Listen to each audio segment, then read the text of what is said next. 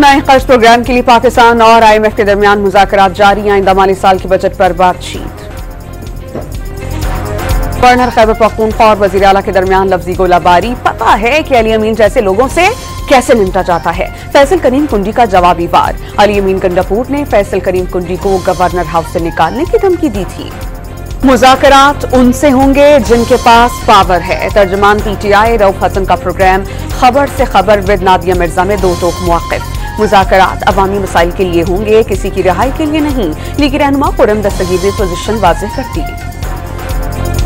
तरीक़े इस मुकाबले के बाद अजलान शाह हॉकी कप के फाइनल में जापान की पाकिस्तान को शिकस्त। मैच का फैसला पेनल्टी शूट आउट पर हुआ। सदर और वजीर आजम का अजलान शाह हॉकी टूर्नामेंट में उम्दा कारकर्दगी पर कौमी टीम को खराज तहसीन। वजीर खेल पंजाब का पाकिस्तान हॉकी टीम के लिए 20 लाख रुपए इनाम का ऐलान। खैबर पख्तूनख्वा के जिला खैबर में जराइम पेशा नासिर के खिलाफ पुलिस, एलीट फोर्स और FC का ऑपरेशन। मुश्तबा ठिकानों अफराद चेकिंग के दौरान खुदकुश रैकेट बरामद। सीराबाद में 76 रोड पर मुलजिमान की गाड़ी पर फायरिंग। गाड़ी में आग भड़क उठी। OGDCL का एक मुलाजिम जान बहक, 2 जख्मी हुए। कराची की कोरंगी सनती एरिया में गाड़ी की टक्कर से 2 लड़कियां जान बहक। ड्राइवर को गिरफ्तार कर लिया गया। इसराइली फौज की रफ़ा में कार्रवाइयां तेज। खैमों पर बमबारी से 13 फलस्तीनी शहीद। गाजा के दीगर मकामात पर बमबारी में मुतादिद जानें चली गईं।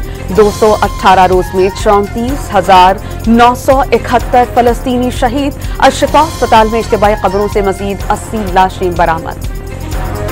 फलस्तीनी मुजाहिदीन के इसराइली फौज पर हमले वीडियो जारी कर दी गई। इसराइली बमबारी से जख्मी कैदी समेत 2 कैदी हलाक। अस्पताल तबाह होने से तिब्बी इमदाद न दी जा सकी।